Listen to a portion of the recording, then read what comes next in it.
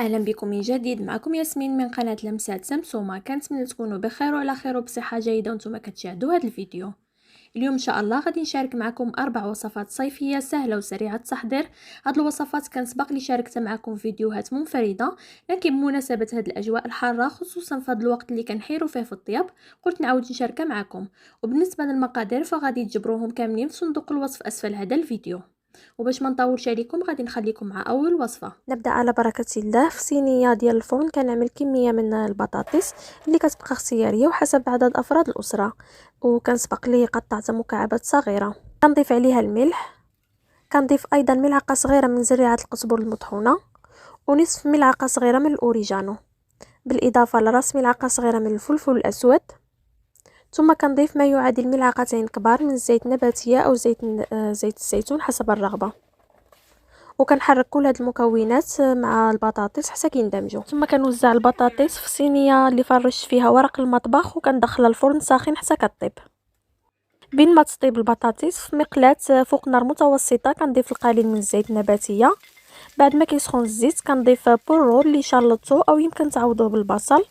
كنضيف ايضا حبتان من الفلفل الاخضر والحلو ومقطع قطع صغيره، يمكن تستعملوا ايضا فلفل اصفر او فلفل احمر.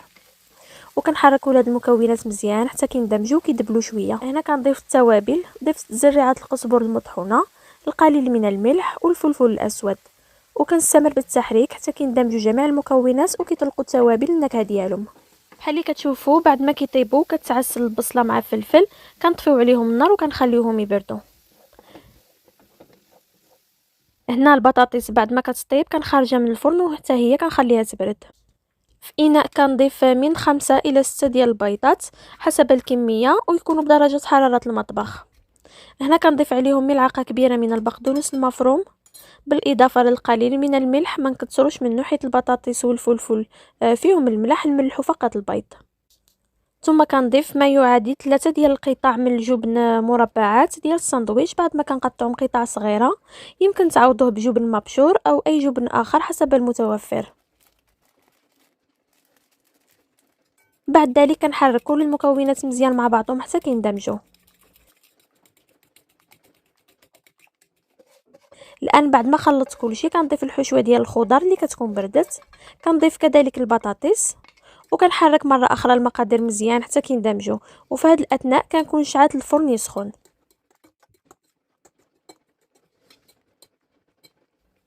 الان كنسكب الخليط في صينيه ديال الفرن مفروشه بورق المطبخ والورق مدهون بالزيت باش ما كتلصقش الطورطيه ديالي. ثم كنوزع الخليط في جميع الجهات بالتساوي بالشكل اللي كيبان لكم، وكندخل الصينيه للفرن حتى كيطيب البيض وكيتحمر. وبحال اللي كتشوفوا هذا هو الشكل ديال الوصفه ديال اليوم، كتجي لذيذه بزاف ورائعه جدا في المذاق. ان شاء الله تجربوها وتنال الاعجاب ديالكم. اما الان فغادي نخليكم مع الوصفه الثانيه. ونبدا على بركه الله بطريقه التحضير. في البدايه كنقي الباذنجان بدون ما كنقشرو، كنزول فقط الراس والقاع وكنغسلو مزيان. بالنسبه للكميه كتبقى اختياريه حسب الرغبه، انا استعملت هنا حبتين كبار. بعد ما كنقيو الباذنجان ديالنا كنقطعوه بهذا الشكل هذا شرائح طويله، ما تكونش رقيقه بزاف، فيها ما يعادل 1 سنتيم في السمك. بعد ذلك كنرصب الشرائح في صينيه مفروشه بورق المطبخ او مدهونه بالزيت، لكن من الافضل تكون مفروشه بورق المطبخ باش كنتجلبوا الالتصاق. هنا كنتقل نحضر التتبيله اللي غادي نعملها للباذنجان. عندي هنا ربع كاس زيت زيتون، كنضيف عليه بابريكا زائد الملح زائد الاوريجانو زائد زريعه القزبر المطحونه، وكنخلط جميع المكونات مع بعضهم حتى كيندمجوا. ثم كندهن شرائح الباذنجان بواسطه هذه التتبيله من جهتين، ثم كندخلهم يطيبوا في فرن ساخن على درجه حراره 250 حتى كيتحمروا. بين ما كيطيب الباذنجان وكيتحمر في مقلاة فوق نار متوسطه كنعمل القليل من الزيت النباتيه مع القليل من زيت الزيتون. ملي كتسخن الزيت كنضيف عليها البصله اللي مشلضه وكنشحرها شي شويه حتى كتدبل. هنا بعد ما كتدبل البصله شي شويه وكيتبدل اللون ديالها كنضيف الفلفل الاخضر الحلو وكنحركو حتى هو حتى كيتسرخى شي شويه. ثم كنضيف اللحم المفروم وكنستمر بالتحريك، وفي نفس الوقت كنفرزت اللحم المفروم حتى كيطيب نصف طيبه وكيتبدل اللون ديالو.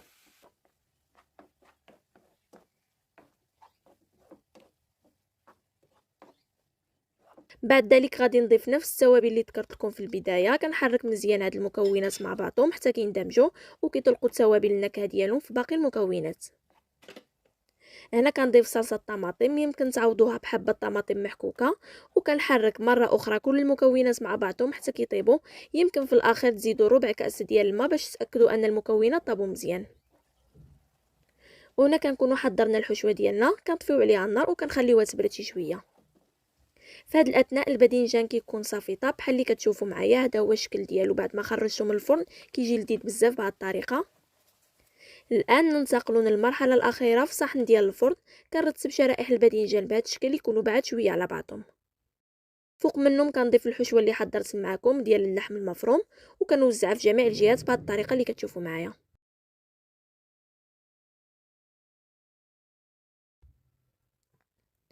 كنضيف ايضا القليل من الجبن الاحمر. هنا يمكن تعوضوه بمربعات الجبن او اي نوع كتفضلوه او حسب المتوفر. بعد ذلك كنغطي الحشوه بقطعه اخرى من الباذنجان، كل وحده كنعمل فوق منها وحده اخرى بالشكل اللي كيبان لكم. ثم مره اخرى كنضيف الحشوه بنفس الطريقه وكنوزعها.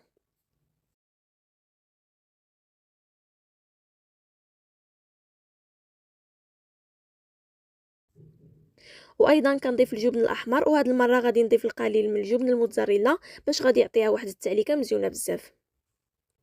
وهنا غادي ندخل الصحن ديالي الفرن ساخن مشعول فقط من الاعلى حتى كيذوب الجبن وكيتحمر. وبحال اللي كتشوفوا هذا هو الشكل النهائي ديال الطبق ديالنا. الاكله كتجي لذيذه بزاف، ان شاء الله تجربوها وتنال الاعجاب ديالكم. أما الآن فغادي نخليكم مع الوصفة الثالثة. ونبدأ على بركة الله بالمقادير وطريقة التحضير في نفس الوقت. في مقلاة عملت ربع كأس زيت نباتية، ثم كنضيف عليها بعد ما كتسخن صدر الدجاج اللي قطعته قطع صغيرة. مع صدر الدجاج كنضيف التوابل. بالنسبة للتوابل كنكتفي فقط بالملح وملعقة صغيرة من زريعة القزبر المطحونة وراس ملعقة صغيرة من الفلفل الأسود أي اليبزار. ثم كنحرك كل هاد المكونات مع بعضهم حتى كيندمجوا، والتوابل ايضا كتطلق النكهه ديالها في الدجاج. بالنسبه لجميع المقادير فانا غادي نخليه لكم في صندوق الوصف اسفل هذا الفيديو. هنا كنبقى بالتحريك من حين لاخر حتى كيطيب الدجاج، وبعد ما كيطيب كنضيف عليه كريمه طبخ 200 ملي، وبعد ما كنضيفها كنحركها مباشره مع الدجاج وكنستمر بالتحريك لمده دقيقتين، وهكذا كنكونوا حصلنا على هذه الحشوه.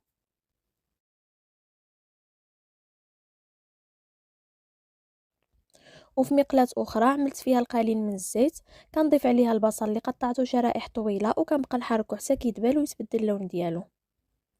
هنا بعد ما كيدبل شي شويه كنضيف عليه الملح وربع كاس صغير ديال الماء وكنغطي عليه حتى كيطيب وكيتشحر وكيرجع بالشكل اللي غادي تشوفوا معايا. هنا بحال اللي كتشوفوا بعد ما كيتعسل وكيرجع بهذا الشكل كنطفي عليه وكنخليه يبرد. الان كننتقل نحضر صلصه المايونيز. كنعمل فيها بيضه بدرجه حراره المطبخ وكنبقى نضيف عليها كاس زيت نباتيه بالتدريج، وانا كنخلط بالخلاط الكهربائي في نفس الوقت حتى كنحصل على قوام اللي كيكون ثقيل شويه. هنا بعد ما حصلت على قوام كريمي كنضيف ملعقه كبيره من البقدونس المفروم، ملعقه صغيره من لاموطارد، القليل من بودره الثوم والملح اللي كيبقى حسب الذوق، بالاضافه لملعقه كبيره من الخل. وكنحرك كل هاد المكونات مع بعضهم حتى كيتجانسوا.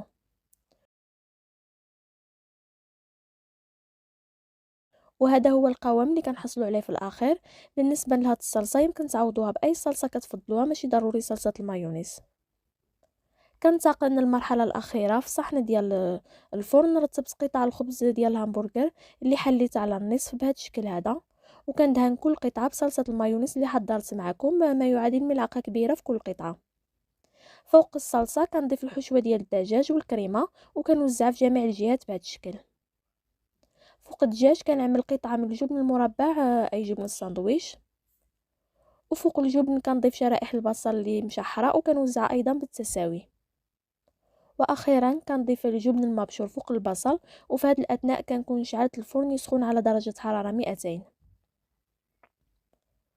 وفي الاخير كنغطي بالقطع ديال الخبز بعد ما كندهنها حتى هي بصلصه المايونيز، وكندهن كل قطعه بهذا الخليط اللي فيه ملعقه صغيره من الزبده المذابه مخلطه مع القليل من البقدونس المفروم. ثم كندخل الصحن الفرن ساخن لمده 5 دقائق فقط، غير كيتحمروا شي شويه وكتقرمش ديك القشره ديال الخبز اللي في الاعلى كنخرجوا من الفرن. وبحال اللي كتشوفوا هذا هو الشكل النهائي ديال وصفات اليوم. كيجيو رائعين في المذاق، كيذوبوا في الفم. كونوا اكيدين انكم اذا جربتوهم غادي ينالوا الاعجاب ديالكم ان شاء الله. ويمكن ايضا ترافقوهم مع البطاطس المقليه. والآن غادي نخليكم مع الوصفة الرابعة والأخيرة. مقلاة عملت فيها الزيت النباتيه مخلطه مع زيت الزيتون. ملي كيسخن الزيت كنضيف عليه البصل مقطع قطع صغيره، وكذلك الفلفل الاخضر الحلو والجزر المحكوك. بعد ما كنضيف الخضار كنحركهم مزيان مع بعضهم فوق نار متوسطه حتى كيتشحروا شي شويه. هنا بعد ما كيتشحروا الخضار شويه كنضيف اللحم المفروم وكنفرتو بهذه الطريقه. بالنسبه للحم المفروم استعملوا اي نوع كيناسبكم ديال الخروف اولا ديال البيبي.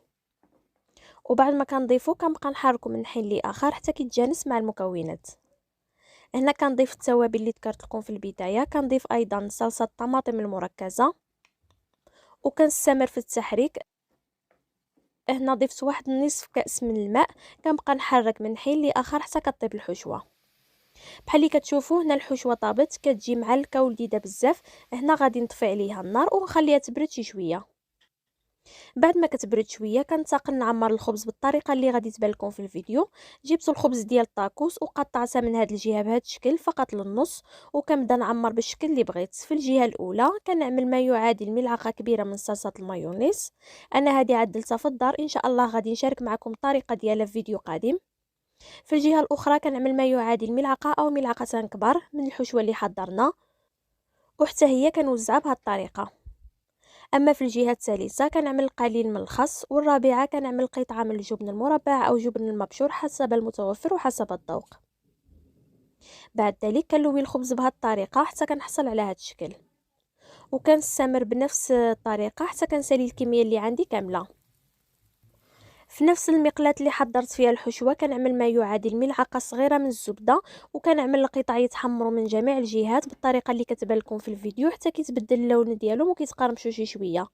هنا يمكن تعملوهم يتحمروا في آلة البانيني. وبحال اللي كتشوفوا هذا هو الشكل النهائي ديال الوصفه ديالنا. كيجيو لذاذين بزاف ورائعين في المذاق. ان شاء الله تجربوهم وينالوا الاعجاب ديالكم.